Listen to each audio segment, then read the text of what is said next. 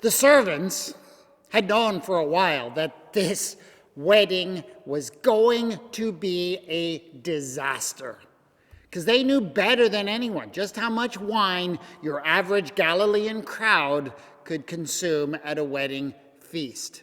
And they knew that the people who had planned this whole affair had simply not bought enough.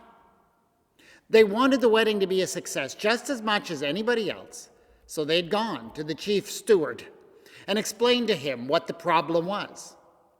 But he had patted their hands and said, "Oh, you poor ignorant servants, you wouldn't understand all the intricacies of planning a wedding. Just leave the planning in the hands of professional stewards like me. Don't you worry, I have it all in hand. I wouldn't let anything go wrong.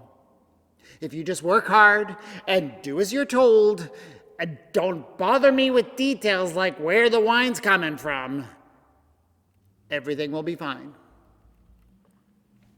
But still, they couldn't help but worry.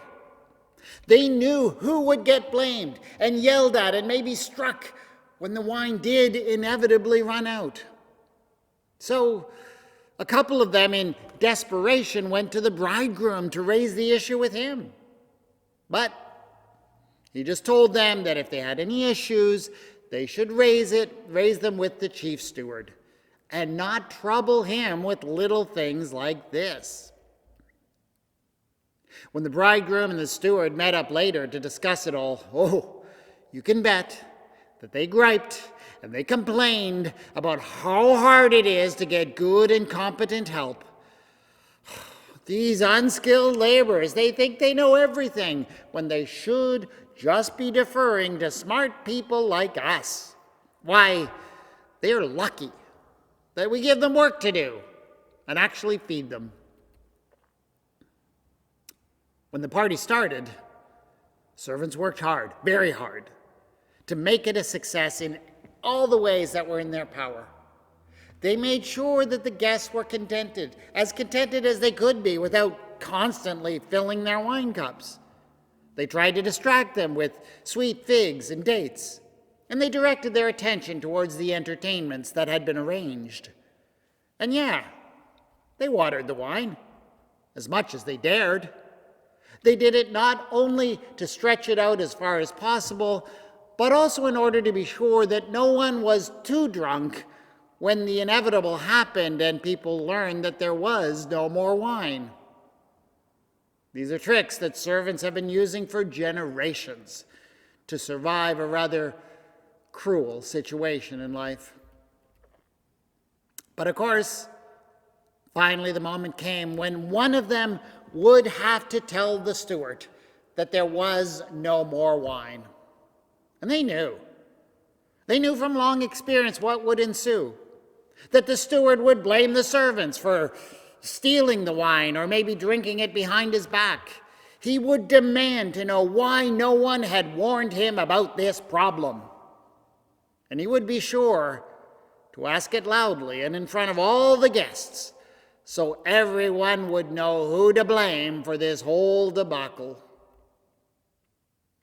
But just then, as one of the servants was steeling himself to go and tell the steward, one of the others tapped him on the shoulder and pointed out a woman the other side of the room. I know her, she said. She comes, I think, from the next town over, a little place called Nazareth. And she's known to be a kind person. I think she must be related to the bride. She's not the kind of prestigious guest who normally gets invited to this kind of affair. I think she was married to a carpenter or a builder or something, and that he died a few years ago. But maybe as a lowly carpenter's wife, she'd be a little more understanding of our situation. Let me go and talk to her and see if she has any ideas.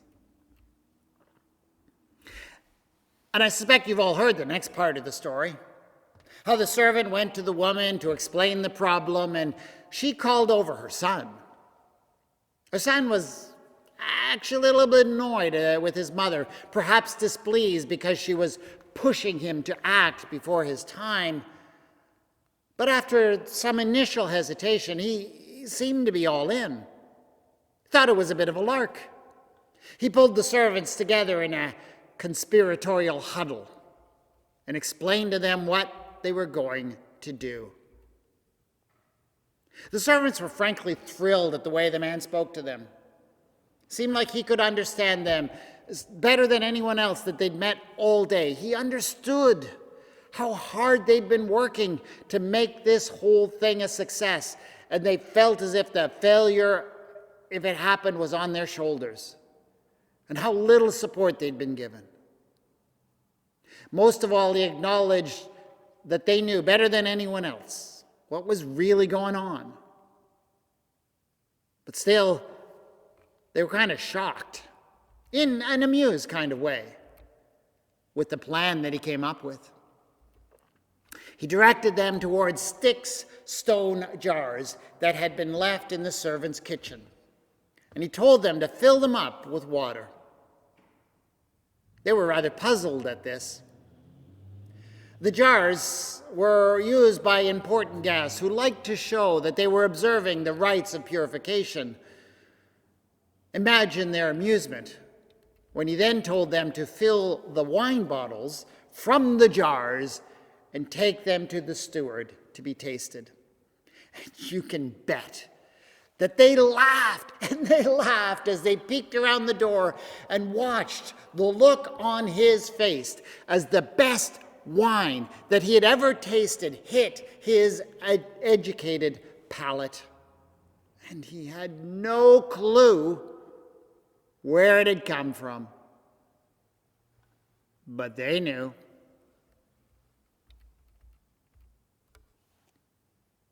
Today's sermon is a little bit different.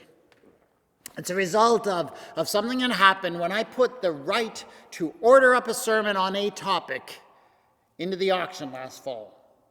And the winning bid in that auction went to Andy Cann, who told me today what I needed to preach about. And Andy, I think, really has a special gift for putting his finger on some of the hottest topics of the day. And so, Andy told me to write a sermon based on a picture of a Help Wanted sign. Yes, he thought I should preach about the most visible symbol of the employment crisis we are dealing with at this moment. And I'm sure you've heard the alarming reports, how many sectors of our economy are having a hard time getting workers. The fast food industry, in particular, seems to be hard hit, with many establishments running short shifts and shortened hours, and employers are complaining that nobody wants to work. At the same time, there seems to be a groundswell of workers who are expressing just how tired they are of working full-time and yet not being able to even afford to live in the cities where they work. They are complaining about mistreatment by management. They're deciding not to put up with it anymore. Yes, we're living through what is being called the Great Resignation, which may be really good for some workers who are leaving to find better jobs and more balanced lives. And yet at the same time, it could lead to a collapse in some industries that rely on low wages. And yeah, there's probably a threat of inflation bound up in there somewhere. In many ways, all of this is symbolized by the Help Wanted sign. So thank you. Thank you, Andy, for giving me the opportunity to preach about one of the hottest, most controversial topics of our time. I'm sure it'll go fine, and I won't get into any trouble. But I guess the question is, what does the Bible have to say about these thorny employment issues of our time? And I know there are some who would say that the Bible's position on these things is really clear. Lots of people seem to take it for granted that the Bible comes down hard on the side of extreme, unbridled capitalism. And yeah, it's true that you may find a few specific verses when you pull them out of context that seem to imply that that's what the Bible believes. But I would suggest that the overall concern of the Bible actually points to another perspective. And that's why I wanted to retell you the story of the wedding in Cana from the point of view of the servants. It is the odd thing about this story in the Gospel of John is that we are able to read it from the point of view of the servers. The writer actually goes out of his way to underline that perspective at one point, he says. But of course, the servants who had drawn out the water knew. So he highlights the fact that they, and they alone, were the ones who were in on what Jesus was doing. And once you realize that the writer is interested in their perspective, I think you can actually see that they are the key to the whole story. Because they must have been the ones who went to Jesus' mother in the first place, because she sent Jesus to them. They are the ones behind the divine solution to all that went wrong at that feast. And this is not a perspective that you find only in this one gospel story. Again and again, as you go through the Bible, you do see a concern for the welfare and the care of those who actually do the work and the labor that keeps the economy and the society going. They matter. There is a very biblical concern that people be paid fair wages for the work they do.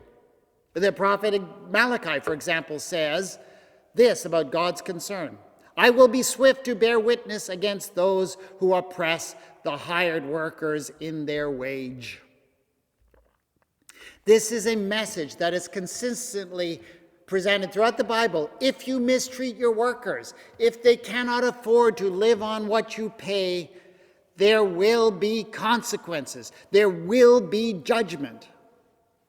And I would argue that the kind of thing we're seeing now happen in various sectors of the economy, where things are kind of teetering on the brink of collapse because we're not treating the people who do the work well, is a perfect example of that consequences and judgment.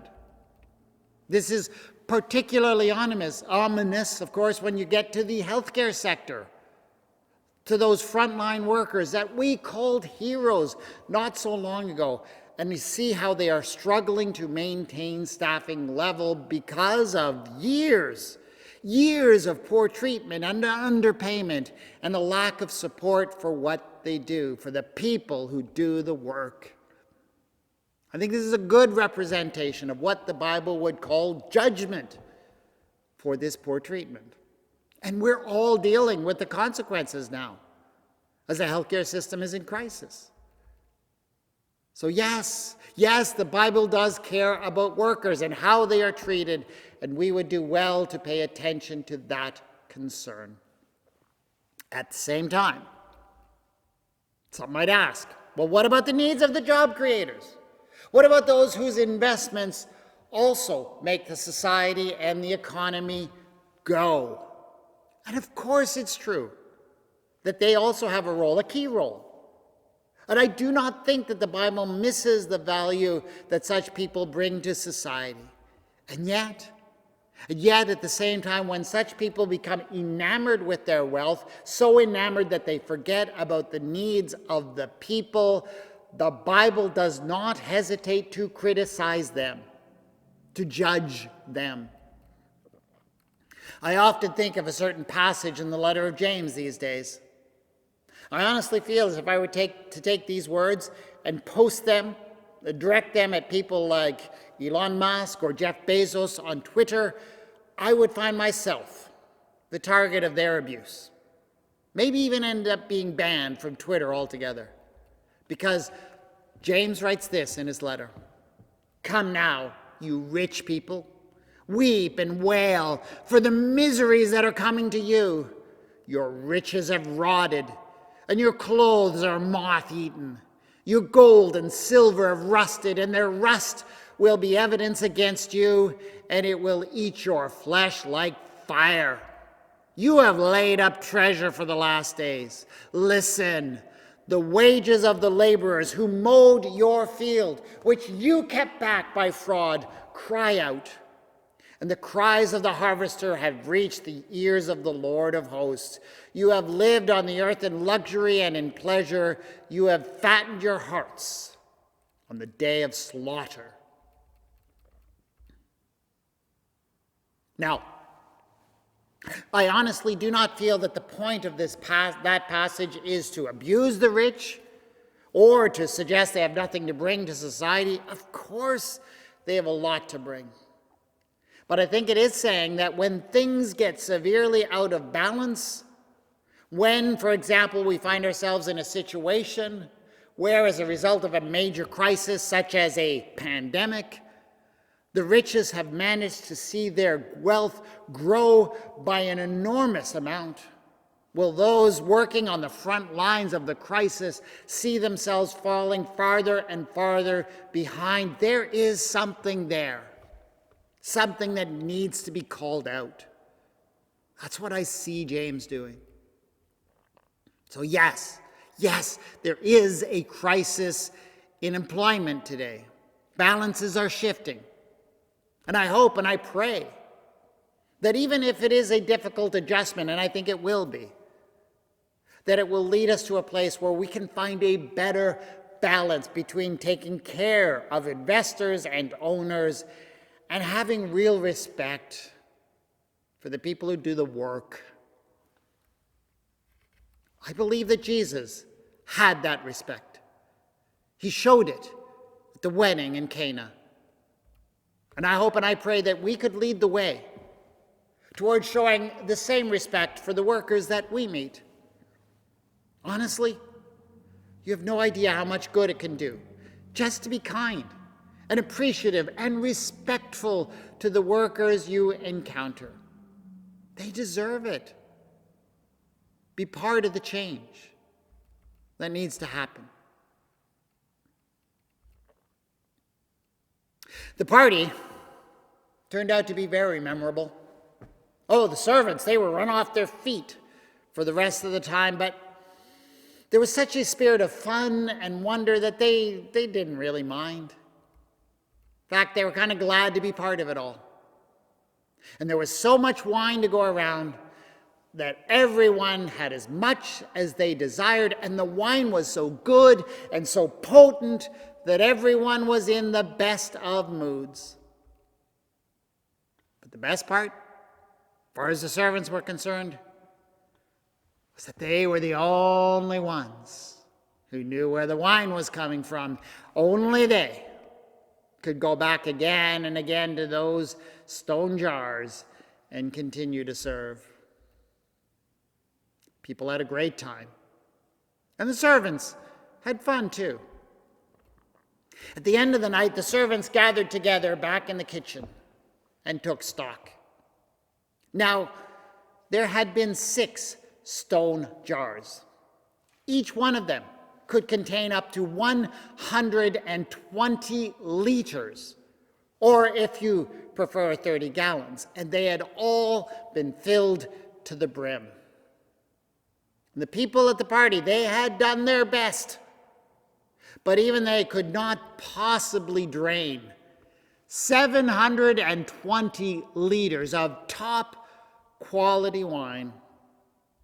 And so actually at the end of the night, the servants still had 3 pots left. 3 pots of the best wine anyone had ever tasted. The question was, what were they going to do with it? What would they do with some of the finest wine that only they knew where it came from and where it was? Well, I'll tell you. They did debate telling the chief steward about it for 10 whole seconds. Then they turned to a debate about how much they could get on the open market. After all, they said to one another, "Did not the steward instruct us not to bother him with little details like where the wine is going to come from?"